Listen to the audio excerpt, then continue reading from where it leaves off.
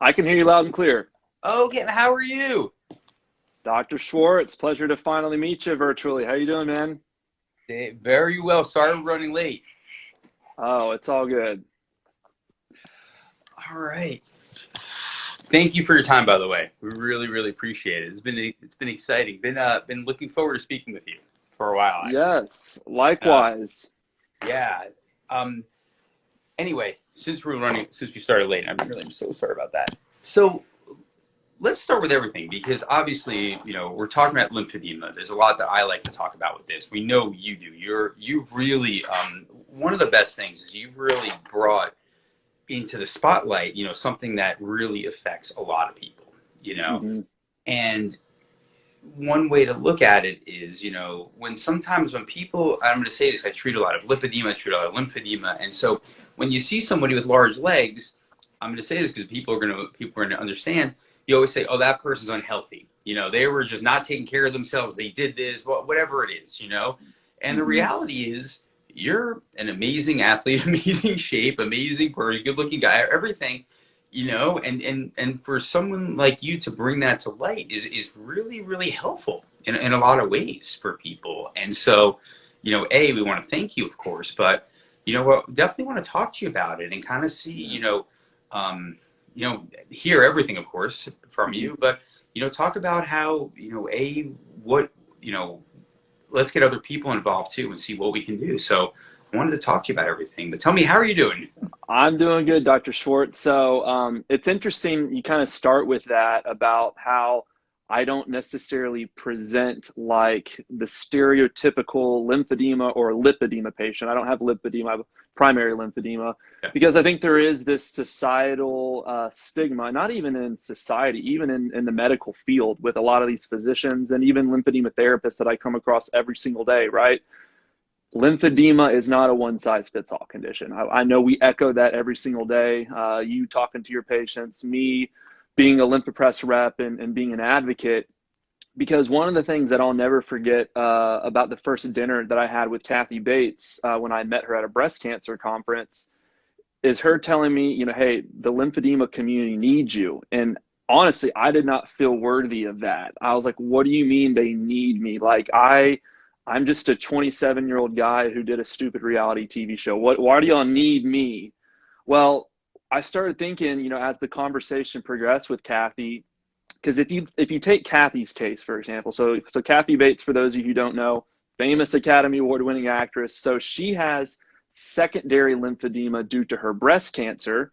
And, she is a relatively older female, where on the opposite end of the spectrum, I'm a relatively younger male patient with primary lymphedema that presents in my lower extremity, my right leg. So though I don't present anyway the same way that she does, we're still both fighting the same condition and ultimately trying to bring awareness. So, obviously March being Lymphedema Awareness Month, now's a good time to have these conversations. And really anybody with any type of lymphatic malformation or disease or lipedema, for example, we want to rope that all in there too, because I think just in general, I've said this really, which has been kind of the thing I'm trying to echo the most in this month is, though I love this kind of groundswell we're creating, especially in the social media space, I've seen a lot of your patients, Dr. Schwartz, who are very boisterous and are doing a great job to bring awareness from not only lipedema in general, but some of the surgical interventions that your team is doing. But advocacy and awareness without action isn't going to do anything. So I think what's important is having conversations like this and then having tangible next steps that you as an individual, if you're a patient watching this, you as an individual, if you're a therapist or a physician watching this, what is it that we can actually do to push the envelope forward, not only to have better awareness, but better coverage, better research, education, funding, the whole gambit of things. So just wanted to start and preface that I appreciate you giving me the opportunity to have this conversation with you. And you said it a lot the way I say it. Every time I talk to people, and I do hundreds of consults, whether it's virtual, whether it's here, I always tell people, it's not anything you did. You were born this way. It's that, because a lot of people feel that way. They feel like they did something. They feel like it's like something, that, or it's hard to talk about, or it's hard. And the reality is, it's not. It's nothing that anybody did. It's something that anybody chose. But sometimes getting help is really hard. you know? Hmm. And I feel like obviously the lipedema and lymphedema communities, sometimes it's very grassroots. You know, it's very much like this where people are actually getting their help and getting their knowledge and stuff because it is a challenge. It really is. And so, you know, it doesn't matter how old or young you are, really. I mean, we all want to help. You know, we all want to do this, but it really is hard. We'll say bring it to the mainstream. I mean, the fact that we even have to have awareness things to push it forward is, you know, that it shows we're getting there, but we still have a lot of work to do. So, Yeah, I mean, the patient population's there. I mean, there's different statistics here and there, but I think kind of the overarching theme that I've heard, specifically here in the United States, is upwards of 20 million patients with lymphedema, whether it's primary, secondary. So, I mean, that is a huge patient population. So the fact that still, like Medicare, for example, doesn't necessarily cover garments, and that's a huge systemic problem. Because I've said this before, it's amazing that, you know, a lot of insurance providers will cover things like contact lenses, glasses, optometry visits year over year, because they understand that for a patient to have a quality life, their vision is important. Well, same thing with our lymphatic system, right? If they're not going to give us access to the important things like compression garments, compression pumps, seeing lymphedema therapists, even potentially surgery when it's deemed necessary, it's ridiculous that patients have to suffer, and then that's where it takes for their insurance to care. Because I guarantee you it costs the insurance way more money for a bout of cellulitis or any other infections or lipedema or lymphedema complications. So we're in this systemic error where we're trying to play reactive versus proactive, which, as you know, clinically, like that can prevent a patient going from stage 1, 2, or 3 lymphedema, whatever staging you're using, when there needs to be more proactive care available out there. well, actually, you know, it's funny. I obviously specialize in lipedema, and I see a lot of that. But you probably don't know much about me. But my history is breast cancer reconstruction. So the Mm. reason California was I actually built a plastic surgery department and a breast reconstructive program for a large hospital system. And so, I mean, I was averaging probably 300 to 400 primary breast reconstructions a year, and a huge percentage of people were developing lymphedema. I Mm-hmm. was upper extremity, and of course, when you do, when you're doing lymph node dissections, radiation, I mean, everything just kind of leads to that. And these poor women with this, it's really, I mean, you're treating cancer, you're getting rid of it. Next thing you know, I mean, your arm is so it's really it's really hard. It really is hard with people, but. Well, that's what Kathy Bates told me. She said that her lymphedema is basically a souvenir from cancer that she never wanted, but she's got to deal with now, right? So, and I also think too that one thing that kind of frustrates me as mostly as a lymphedema patient is, yes, there's a lot of great online forums, but there's a lot of misinformation out there, and especially dealing with like the lymphedema Facebook group. Every single day that I see a new post on there, it's just nothing but negativity. I think really as patients, we need to celebrate our triumphs, because any day that you have compressed your limb, you've done your MLD, you've seen your surgeons or your therapists, and you're preventing from progressing in the negative way, like those are the things that need to be celebrated. And I get it. There's days that are tough days that sometimes we do want to throw those pity parties, but I am encouraging the lymphedema and lipedema community. If we could try to inject some levity or some happiness and positivity, that's going to release some dopamine and the positive serotonin to help actually your body heal and recover. So that's just another thing too that I've noticed be more of a trend on social media, especially for lipedema patients. There's just a lot of like complaining, which I get it. I am not downsizing your struggle, but let's look for answers and solutions as opposed to just dwelling on the things that aren't going right in our lives. You said exactly what I think on a daily. I mean, I actually have never been on the forums and the chat rooms on purpose. I'll have my patients telling me what people say and this and that. I just because it's I can talk about social media forever. You know, the positive social media is small people like you and I can't get our words out there, and try to help people. The negative social media is that everybody's opinions and our facts. So whatever somebody says and they had a bad experience or whatever, it's just, but you're right. I mean, I think the point of a community, is it's actually breast cancer. We used to have support groups. I'd go once a month. I go, I think it was like Thursday nights, and I'd go, and it was a group of us that got together. I treat them obviously, but we're all in the same room saying what are our struggles and what we've all, what everybody's been through. And that's what forums and chat rooms are supposed to be, but you're totally right. The negativity just becomes rampant, and it's easy because it's easier to be frustrated and upset, but you're not, if you start thinking about everything in the positive way and how to what you're actually doing and what you're saying to people, you really can affect a lot of people in a great way. So yeah, it's contagious. Negativity is contagious, but so is positivity. So, I never try to downplay my lymphedema, because I tell this to every single patient that I have the ability to work. I say, look, lymphedema sucks. Okay. Let's just get that out in the open. This is not a glamorous, glorious condition that people are just signing up and self-inflicting to themselves to get. It's not fun. However, what it does is it does promote this sense of self-care. And I have to constantly remind myself, I can't care for my patients unless I'm caring for myself, unless I'm wearing my garments every day, I'm pumping, I'm doing all the things that my physicians and my teams have told me that's necessary. And I think for you as a surgeon and other lymphedema therapists and other physicians I've spoken to, you guys can really only do about 30% of the work. That 70% is on you as a patient to be consistent, to be compliant, to do all of the things that's necessary to control this condition versus the other way around, because lymphedema or lipedema can control you if you allow it to. Exactly. Well, I mean, the good news is we're learning a lot about treating everything, of course. Yep. One of the best things, man, I'm gonna do your pitch for you because it is amazing, but your company is obviously amazing. You guys are a gold standard, and it really is, it really allows people to, kind of what we're saying too about being negative. So when you can't control things, that's when it really frustrates people. So I think what you were saying, wearing the garments, things like that, using Lymphedema, things that you can do and start to control, it actually, you will see yourself getting better, but you'll also feel better. You also start. Oh yeah. Listen, it is what it is, but you you can try to do something for it. And I think that's why I think what you guys do is really, really freeing and liberating for people. I really think it is. So.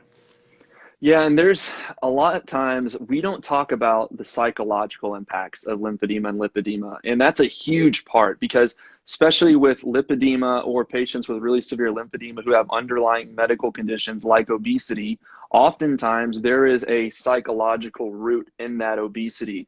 And if that's not addressed, I don't care how much compression you're using, those patients won't get better in the long run. You may see short-term spikes, but we need to really get to the root of what's making these patients the way they are, what's forming these habits, whether it's eating habits, whether it's lack of exercise habits, right? Because again, lymphedema and lipedema is a condition that requires daily self-care and management. So if we get to the core of someone and realize what makes them tick, and the way I view my lymphedema, especially like wearing garments, is risk reward analysis. What are the risks if I don't wear my garment when I go to the beach? What are the risks if I go out with my buddies drinking and I don't pump at the end of the night, right? So I think it's really just this never-ending game of trial and error. And some errors can be a bout of cellulitis or infection, or maybe you have some flare-ups, but give yourself a little bit of grace, but ultimately have the discipline and have that care team who's going to support you along the way to let you know it's okay if you have a bad day, but let's work twice as hard maybe tomorrow to prevent again the progression of either of these conditions. Yeah. And tell me, so with your bouts of cellulitis, have you had, outside surgical interventions, what have you had, or what have you found works? So I actually for years thought that I had bouts of cellulitis, but turns out they weren't actually cellulitis. It was osteomyelitis. So I've had these flare-ups of infection in the bone. So believe it or not, this coming Thursday, so 2 days from now, goodness, it's this close. From now, I'm actually getting part 1 of a total knee replacement, because I've actually had a lymphovenous anastomosis. I had that done in July of last summer at the Cleveland Clinic. And that worked really well for me in the sense that I've had my swelling pretty well under control, but wanted to get that surgery for was to improve lymphatic flow, so I wouldn't necessarily have as much of a high risk of these reoccurrences of infections that I've had in my knee. So, the thing about any of these lymphatic surgeries is I think obviously they need to consult with an expert like you and Dr. Herbst and some of the other renowned physicians that are performing these surgeries, and to have the proper imaging ahead of time, right? Because I think, there's a ton of different surgical interventions you can do, and not every patient's a candidate for every single surgery. So I think it's really important just to level set expectations and know what are the best desired outcomes versus what are some of the risks involved. Like, for example, if you do a lymph node transfer, right, you could develop lymphedema in the extremity where you're harvesting the lymph nodes from. So those are all things that I think for patients who are considering any type of surgical intervention, to basically make sure that you've done everything you can leading up to the surgery to manage the condition. Or maybe you've gotten to that point where your surgeon like you or whoever they go to says, hey, let's be a little bit more proactive, because we don't want you to get to the point where you're at a higher stage where it gets a little difficult. Yeah. Well, I don't know if you know, I trained at the Cleveland Clinic, so I love the Cleveland Clinic. I know it's the best. Oh, awesome. Yeah. Great team there. I love that place. I know the people there too. And that's what I was going to ask you, the lymph node transfers, and, it's a huge procedure. It really is. And I think there are a percentage of people it works for, a percentage of people it just becomes a big, I don't know. That's what I've always seen with it. But you're right. I mean, it's, if you cause something else with it, it's a problem. But the reality is, if it can make something better, it's great. Has it gotten with your transfer? Have you gotten like a percentage better? Have you gotten? So I did the lymphovenous anastomosis, the LVA, and so it was a pretty minimally invasive procedure. Yeah. So he just made the distal incisions right here, kind of above my ankle, up here to my shin. And what was interesting is I never really presented edema that low in my leg. It's mostly been concentrated to my knee, kind of up to my hip. So I was always curious why they would do incisions that low in my leg where it wasn't really impacted. And here's the analogy that Dr. Chen and his team gave me. So picture you have a 3-story house that's been flooded, right? So when you're trying to get all that water out of that house, you don't go to the 2nd or 3rd floor. You go down to the basement, and that's where you reroute those pipes to then drain the rest of the fluid. So for me, I think the biggest thing I noticed was actually day 2 post-op. I just felt that my leg didn't feel nearly as full as it normally did with the lymphedema. Some patients experience daily pain, especially with lipedema. I know some of those tissues and nodules can be really painful for those patients. But for me, I think just because I've had so many surgeries on this knee, that there's some arthritis there. There's just a lack of range of motion and mobility that has been kind of taken from me from the past 6 years. But now, having all my compression protocols in place and then ultimately getting ready for this knee replacement in 2 days, I think that's going to be the right, trajectory forward to, live a more active lifestyle, more so than I'm doing now. Well, it's hard. I mean, once you get into the osteomyelitis and you get into joints and bones, it becomes a big challenge. But because it's deeper than the lymphatics, right? And that's what my surgeon was saying. Hey, your LVA surgery did really great. Like, we actually saw velocity improvement. So my flow's improving even after my bout of infection that I had in December of this past year. So he said, hey, we need to treat this as if the lymphedema didn't even exist, because when we're dealing with bone, that's deeper. We almost got to treat it like a tumor. So once we can ratify that, then your lymph flow, everything else is always something we can correct if need be, on the back end. Yeah, I was going to say, because you typically, the bouts of cellulitis, that just, when you were saying that, to me, I was always thinking like you see that, but it's especially with lymphedema. I mean, it's like really large. It's, you get some breaks in the skin or something, but it's really, it's still not even that common as a thing. It has to get really, really bad. So at least they figured it out for you, that it was something else going on here, because that will continue over and over. Bone is a tough thing too. You can't. Yeah, and I didn't want to be on suppressant antibiotics for the rest of my life, because that's what I had a lot of internal medicine, infectious disease doctor. That was their answer for me. Yep. I went to the Mayo Clinic and they said, yeah, just take this, amoxicillin 1,500 milligrams 3 times a day for the rest of your life. I'm like, okay, well, let's think about if I'm doing that, what's going to happen to my gastrointestinal health? Like you're masking something, but then you're basically enabling something else to present down the line. So I try to be as organic and natural as possible. So if it takes a pretty radical, total knee replacement to fix the bone anatomy, then I can handle all the organic stuff to control my lymphedema. Yeah, I'll actually tell you, I actually don't think that that's radical. I actually agree with you. I'm one of those people. I think of things simply. So there's a bone infection, take that out and treat that, because you can't treat the antibiotics, because no matter what you're doing, a small percentage is getting to the bone. So osteomyelitis is impossible. It's just, you're just suppressing it for long term. You're not treating it. So you're right, moving it. But listen, I think you're going to do a lot better with that. That is phenomenal. Yeah. The other thing, what I see a lot of, obviously, with lipedema, and whether it's secondary lymphedema or even I treat primary lymphedema, even by removing the subcutaneous tissues and kind of with lipedema nodules, with lymphedema, just more the tissues, and kind of bringing it so it's almost like skin on fascia, and taking out everything that's there. We seem to get pretty good results with that as well too. It's actually kind of interesting. You'll see people that their legs are out to here, and it gets to the point you can't even wrap much anymore.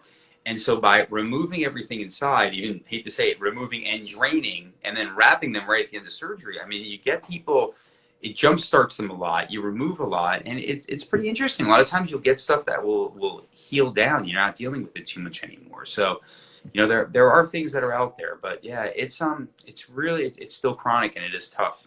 It is tough. Yeah. But I gotta say, I've really enjoyed watching some of your manual extraction techniques, kind of, Dr. Pimple Popper-esque. Our mutual friend, the pale ginger pear, I like the tattoo extractions. Like, I love watching those videos over and over again. How long on average does it take for a surgery like that? I mean, I guess it depends on how severe the lipedema patient, but I was always curious to do those manual nodule extractions, how long that takes. It's when we started doing it, I'll tell you how we started doing it. So I had a lady from Washington State, and I was removing lipedema from her calves, and I took everything out with liposuction. I do it very gently, and at the end it just felt like the Pebble Garden, and I couldn't get everything out. And so I started taking my liposuction stuff and trying to be gentle with trying to remove everything. And I wound up giving her a wound. I wound up giving her some skin necrosis. And so I'm like, there's got to be a better way to get this out. And nobody talks about it. There's no literature. There's nothing. So I'll tell you, the next surgery we did, probably the next day, I literally took my hands and started doing this. We started taking our liposuction equipment. We've tried everything. I've bent all that now. And we just got it down to a science now where, some people, it'll be 80% lymphatic sparing liposuction, 20% manual. A lot of people, it's the opposite. It's very little liposuction, because the liposuction, if this is your skin and this is your muscle, I don't liposuction deep where the lymphatics are, where your deep fascia is. Everything is done up here. And so it's down here near the fascia is really, it's hard lipedema nodules. And so that's where the magic or the nodules come out. And it's amazing. So sometimes it's a lot faster, sometimes it's slower, but there's no rush. I mean, I treat, it's a terrible word, but I think of lipedema, and if there's lymphedema with it, like cancer. My job is to get everything out. When I get everything out and I leave skin on fascia and there's nothing left there, I mean, things can come back, but you just don't see how. I mean, there's nothing left there. And so, and the outcomes and what we see with people, even the next day, they're walking, they feel better. I mean, it's just, it amazes us. So, yeah, it does take a while. My hands do hurt after a while. But I'll tell you, the outcomes that we see it's just amazing for people. And then the fun part, yes, with taking stuff out through through tattoos and things like, because the reality is the people that we're taking care of, they really have the greatest hearts, and they've been held down for so long. And, not only are we treating this in their legs or something, but you're treating their entire you're treating them emotionally and everything, their whole lives, they've been told they're fat, lose weight. And what you were saying before about the thing, most people I take care of with lipedema, they're healthier than I am. They've had gastric bypass, they've starved themselves since they were kids. I mean, I don't even worry about that at all. I mean, these poor people, all they wanted was somebody just to finally listen and take them seriously, which we do. And, as you start treating them, it's amazing. You see this total transformation of people. First time you meet Yeah. someone, don't even look you in the eye. And then a year later, they're like, you can't stop them from talking, and they're out and enjoying life. And so it's a lot of fun. It really is. Yeah, and that I try to accomplish that with patients every day. I say, look, when I'm setting you up with your pump, for example, I say, look, we know we have a win here when we can check two boxes that we're getting qualitative and quantitative results, right? So we want to make sure your quality of life is better because you have better range of motion, you have more confidence, but then we want to actually look at the measurements. We want to see that your limbs are getting smaller, that you are, moving more fluid, lymphatic fluid, that is. So yeah, it is a joy to serve this community because the ones who do want to take care of themselves and the ones who do want to get better and put the work in, you're not going to find a more appreciative patient population, especially the ones who have had a rough go at it. Maybe they've had obesity, maybe they've had cancer or whatever comorbidities that has really led them down lymphedema. I think it's awesome that we now have thought leaders and innovations in surgery, garments, pumps, all of that is making it way more manageable, because even 5-10 years ago, when I was originally diagnosed in the year 2000, for example, we have come so far, but we still have a lot further to go. I think that's the challenging, but also the exciting part about all of this awareness, and then ultimately what you're doing in the OR and in clinics and in papers and all the amazing research that Dr. Herbst is doing. So, what a question for you, Dr. Schwartz, what would you think is the biggest, gap in the lymphedema, lipedema space that needs to be filled? I could sit here for about an hour and that, but I'm actually going to take it to a little bit more of a less scientific level and more about how I talk to people and I get their feedback, and you probably do also. And that is to understand that just because lymphedema and lipedema are chronic conditions, it doesn't necessarily mean they have to affect your life, if that makes sense. Mm-hmm. So the problem is people, when they have this and it just gets, they get to a point where they're so locked up, they can't actually, they can't function, they can't do other things. And you help them with the lymph press. I mean, every single person, no matter what they've tried, there's the keto diets, there's the vibration plates, there's everything that's out there, right? The only consistent thing is everybody says, obviously, compression and lymph press. That's literally like the two consistent things. And when you start hearing that and they realize that, you know what, they're able to help themselves and still live their lives and do everything they wanted to do. But you're right, come home from a night and use it or whatever, do something little, do some little special. But that's what I think it is. I can sit there and talk about the scientific aspects of it for so long, but the reality is, until all of us as a community come together and we really look out for ourselves, that's how we can affect change. That's how we've started, with insurance, with lipedema coverage. Obviously, lymphedema is covered, but there's still a lot that's out there. I just had a discussion with an insurance company, the head of insurance company, this past week, and he's starting a lymphedema task force to see in their state how they're going to cover it, like it's together. And he said, I know it's not together, but it's really one of those like off-put things, you mentioned breast cancer and the whole world is like, let's take care of this tomorrow. You mentioned lymphedema or lipedema. It's like, oh, go to a clinic somewhere, and if they take care of you, let us know how. It really needs to be better than that. It really does. And so that's a long-winded answer. No, but I mean, you're 100% right. And I live in Houston, Texas, and Houston has the largest medical center in the United States. And it's amazing because one of the other common questions I get daily from patients who maybe have been referred from a podiatrist or vascular doctor or their lymphedema therapist, they ask me, they say, Cam, hey, where is a good lymphedema doctor in Houston? I said, well, that doesn't exist. There isn't a lymphedema doctor. Now, there's some vascular doctors who have competency in lymphedema and some plastic surgeons who are doing things here and there, but there is not a lymphedema doctor in a city like Houston, which blows my mind. Yeah. And I know there's a lot of discrepancies in viewpoints in European countries, right? So like the Foldy Clinic, for example, has a completely different theory of lipedema than your team and other physicians I've talked to in the US. So there's just so much all over the place of differing of opinions, but it's like, why can't we all just bond together for our common good, come up with, regular treatment protocols? Because I think that's great that they have groups like the NLN that does try to debunk a lot of myths for things like pneumatic compression and knowing what pressures are appropriate for which patients. But until we can have that consensus, it's really tough for the patients to have that discernment, because maybe they see a really good physician who tells them this thing that's actually not going to make their lymphedema or lipedema better. They're put on a diuretic pill. Oh, that'll make your leg swelling go down. And I have to bite my tongue because I'm not an MD, and I can't interject and say, that's not moving your lymphatic fluid at all, sweetheart. That is I'm going to say it. You can film me for this. I hear this with a lot of people. That is the dumbest thing you could ever do for someone. You're going to put somebody into renal failure before you get any fluid out. So people, actually, we should do a talk on that. We should show people what, the body, when fluid's in the body, it doesn't mean it's all in the same part of the body. They're all completely separate compartments, and what's in your vascular system and what's outside of the vascular system are different. Your legs can be swollen out to here. If I can do that, my arms out to here. But guess what?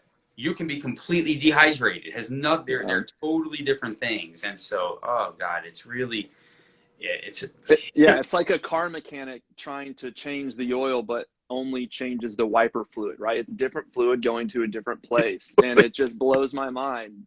Yeah, so many physicians are saying it. Now, bear in mind, if the patient has CHF or other indications where the diuretics is for that, absolutely. But diuretics alone for lymphedema, it just blows my mind how that is the best we can come up with in a lot of cases. I really, I can go with this for a long way, but I really think that there should be, for lymphedema especially, more surgical options. For not talking about the like lymph node transfers and the anastomosis and stuff like that, but removing, when you do like the protein removal and the soft tissue removal and stuff like that, it helps people. It really does. And I think one of the things that a lot of people don't treat. You're right. A lot of people. I like treating lymphedema. I like treating all kinds of. I actually, I'll tell you a story. When I was at the Cleveland Clinic, one of the first, I was there for facial cut stuff. Mm-hmm. One of the first guys that I saw in our clinic there, he had a mass on his inner thigh. It was 50 pounds. Oh, wow.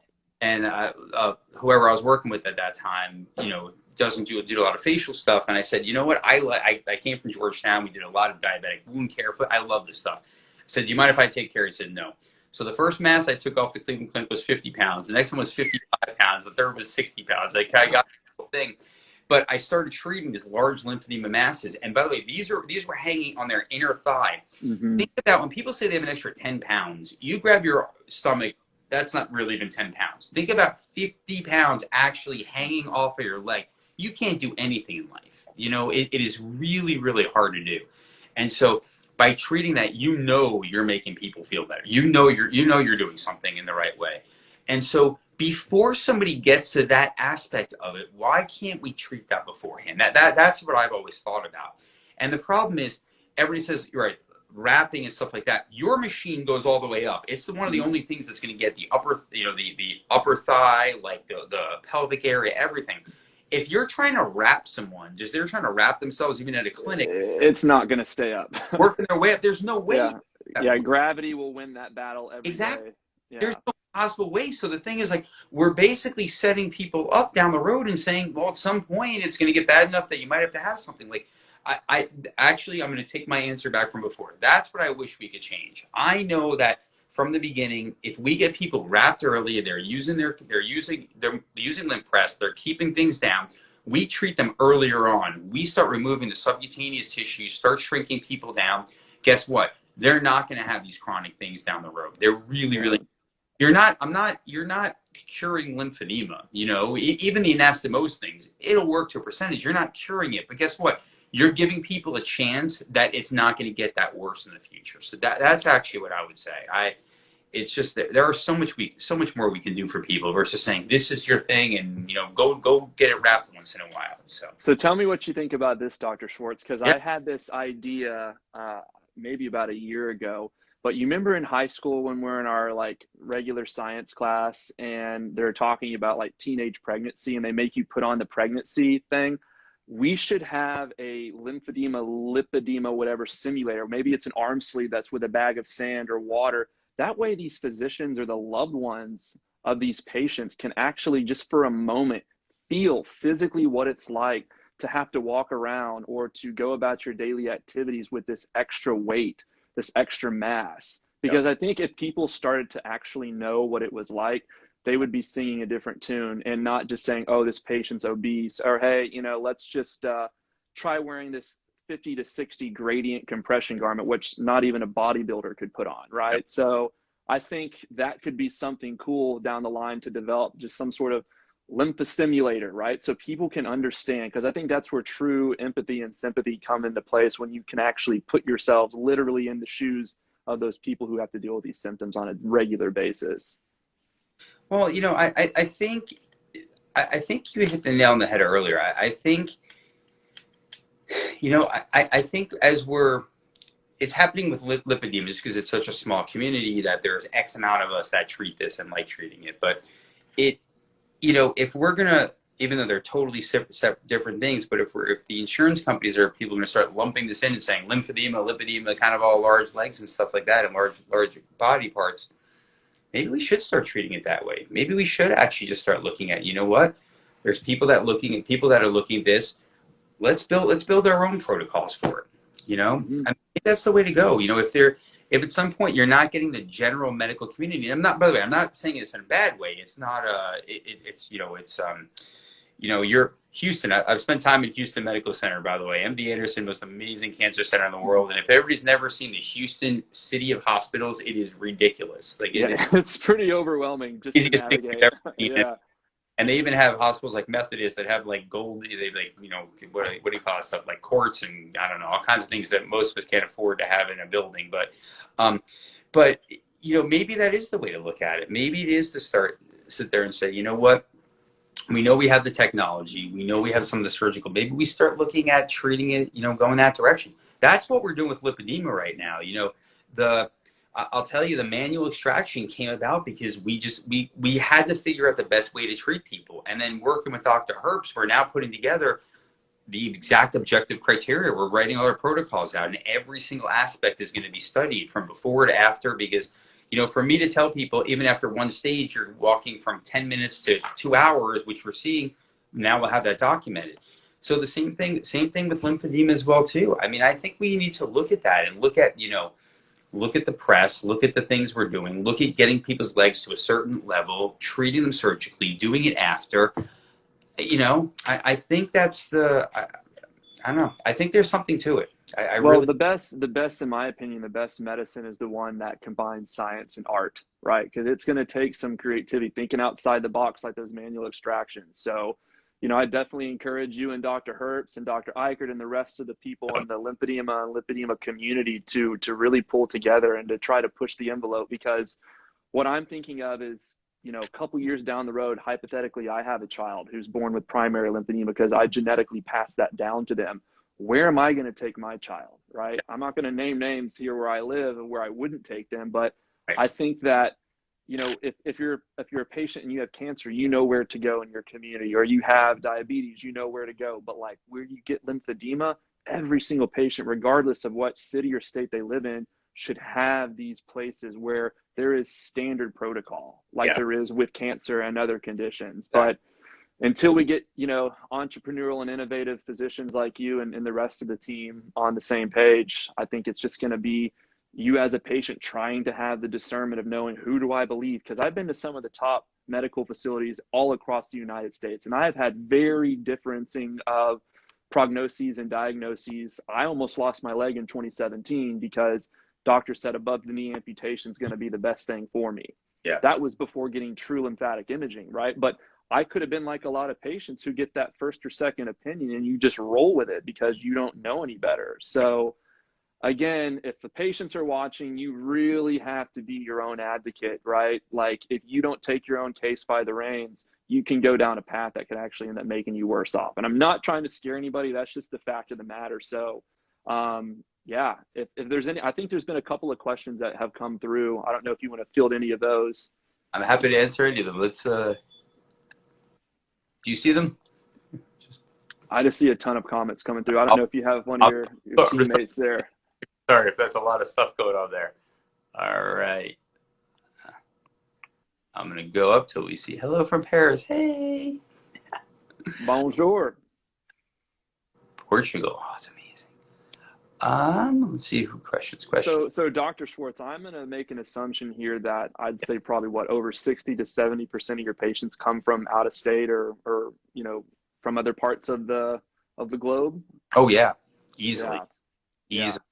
And same thing with Dr. Chen, who's my lymphedema surgeon and Cleveland Clinic. He said, yeah, like over 70% of his patients are international or from other places outside. So that just goes to show you, patients, if you're watching, you know, you could live in small town Kentucky, right? You're going to have to go other places if you want the best of the best. That's just the landscape and the reality of what we're dealing with right now. So do your research, collaborate with other lymphedema and lipedema patients, and ultimately try to find the best team that is going to have not only the best bedside manner, but give you the best qualitative and quantitative results. Yeah, actually, I have an office in the Middle East. I have an office in Dubai, and I'm the only person in the Middle East that cares for lipedema, actually. And so it's sad because with COVID, I haven't been in over a year now. I usually go every 6 weeks. But yeah, I see you. Well, if you want to take me with you, I'm happy to go to Dubai. Anytime you want. But yeah, but I'll tell you, what you see here in the U.S., it's the same everywhere. It really is. There's, you know, lymphedema, lipedema. You see it everywhere. I mean, there's no difference. And actually, a lot of people I take care of when I'm in the Middle East even come from Europe and stuff. So you see a lot of these things. Now, in Middle Eastern countries, I'm just curious, you know, do they have a high obesity index? Because if they're lipedema over there, where does most of that present? Because different cultures have different eating habits. You know, they have to walk more depending upon where they live. So I'm just curious, high level in the Middle Eastern countries, how those patients present and compared to, you know, mainstream American patients. Actually, it's the same. There's obesity everywhere in the world, but obesity. To me, obesity and lipedema are so different anyway. They really have nothing to do with each other. And so it's really, it's a chicken and the egg, right? So are people obese and that causes lipedema, or is the lipedema causing brain fog, fatigue, you know, legs hurting and stuff like that? So does that cause the obesity? I think it's the latter is what I see a lot of. And so, yeah, it's really not that, but you see a lot of it. And it's even, you know, if it's hard for us to figure out here in the U.S., it's a lot harder in the Middle East as well, because, you know, there's even, not there's less healthcare, they have great healthcare there, but it's, you know, not many people are talking about it as much. So you get the same exact thing that you get here. You really, really do. Somebody wrote on here, is stage 4 or 5 too late for any help? I'm not sure. I'm assuming... Well, let's just say whatever stage you're talking about, whether it's lymphedema or lipedema, nothing's ever too late. There really isn't. What I think Cam and I were talking about earlier, it's sad that it seems like you get to a high stage or level before things happen, which is somebody else said that, it's the reactive way of medicine, not the proactive way of medicine. But there's nothing's ever too late, you know, and that's part of what we were talking about earlier, and that is don't give up. Don't give up. As long as you still got, you know, oxygen coming through your body and you're breathing, it's never too late. And I think that's just an overarching theme that a lot of lipedema and lymphedema patients need to understand. Yes, will it be more challenging the higher stages you are? Because when you're dealing with things like fibrosis and the anatomy and your lymphatic system is way more impaired than someone who's stage 0 or stage 1, absolutely. Like, we'll be realistic there. Much like if you're, you know, morbidly obese, it's going to be much harder for you to get into shape than someone who's a much skinnier baseline, right? So, but again, I encourage you all to advocate for yourself, do your research. There is a ton of information on the web, and obviously support conversations like this. Don't be afraid to ask questions, right? Because when you make assumptions and you just kind of wallow in self-pity, Lymphedema doesn't care about your emotions. Lipedema doesn't care about your depressions and your eating habits and all the other things that can contribute to an unhealthy lifestyle. So again, try to take it by the reins, have some self-pride, some self-control, and get with a great team like Dr. Schwartz and anyone else in your local community. And lymph press. I'm just going to say it because it is true. Yeah. I mean, it's a great pump, and I also want to be realistic. You know, Lymphopress or any of the other pump manufacturers are great devices, but they're not going to cure you of your condition, right? This is a tool, right? This is a wrench in my system that's going to help me to manage, but it doesn't cure it, right? And I could have a great pump, but if it's under my bed collecting dust, that's not going to do its job. So I've said this 1,000 times, and I think it's more true the more that I say it. When it comes to compliance with all the different compression modalities and the self-care, self-MLD, diet, exercise, whatever's been prescribed to you, it's binary. You're either compliant or you're not, right? Because if you're not, again, like I was saying earlier, risk reward, you have to ask yourself, if I don't wear my compression garments today, is it worth the extra swelling that I'm likely going to have, or the extra time I may have to spend in my Lymphopress or whatever device I have? So again, the more consistent and the more normal you can make this, the management of it, it becomes easier, right? Just kind of like the 10,000 hour rule, right? I've been fortunately managing my lymphedema for over 21 years. So when a person looks at me and says, you don't have lymphedema, that's the biggest compliment you can pay me, because that means I'm doing my job. Yep, exactly. That's a great way of looking at it, actually. You know, you don't have it, it's because you've treated it for so long, you know, and that's it. You know, that's where everybody needs to be. They need to really just look at it like you did. It's not embracing it. It's basically saying, I'm not going to let this change me. I'm not going to let this rule what happens to me. It's part of me, but it's not me. And so it's really, that makes me happy. You have no idea. Like I'm telling you, this is actually one of these like happy things.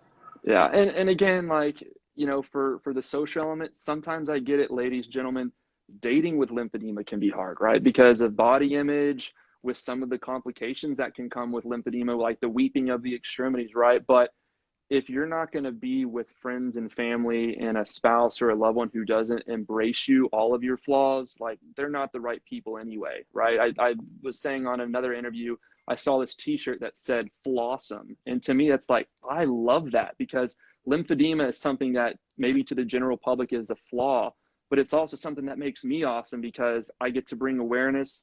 I get to control this thing. It has given me a work ethic since age 11, and actually an appreciation for life and mobility and all the small things that I think healthy people take for granted. So again, try to find those small wins every single day. Maybe you get to walk a further flight of stairs than you could the day before. Maybe you're going to your mailbox. Maybe you're changing dietary habits. Maybe your legs or arms or wherever you're impacted is getting smaller. Maybe you've plateaued. Plateauing is not a bad thing here, right? So try to give yourself some grace, but also have that work ethic and the consistency to manage this condition.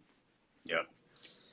I'm just going to tell you, I'm not going to use the word flaw because it's really not a flaw. And I don't even, I don't know. I was going to say something about like my flaws, my psychological flaws, so we can all get to that part of it. And so it's always the other aspect of it. But no, honestly, I just, you know, I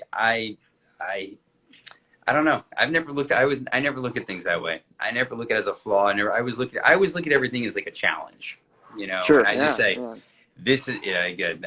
I've always been that way. I never look in the past. I just say, we are where we are. This is what we got to do. And this is how we're going to fix things. And so, but I was going to say, just kind of in closing here, regardless if you have lipedema, lymphedema, hereditary, primary, or secondary, once you have the name to it, it doesn't matter. The question is, what are you going to do about it, right? And I think for a lot of patients, there's this journey to get the diagnoses.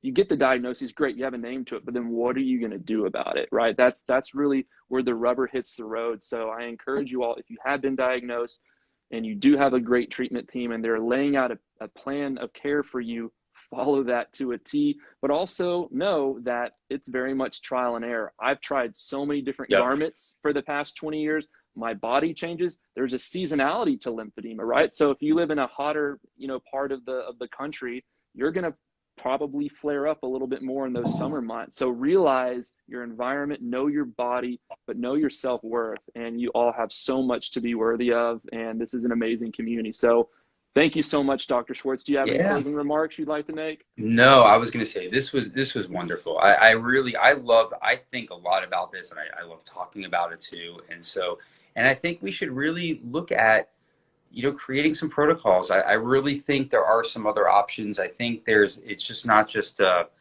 go and do this. I think we can put other things together for people. I really do. And I think we've started that with lipedema community. I think lymphedema, it's not that it's not out there. I think we can really come up with some things that may really, really help people. And so that would make me really happy.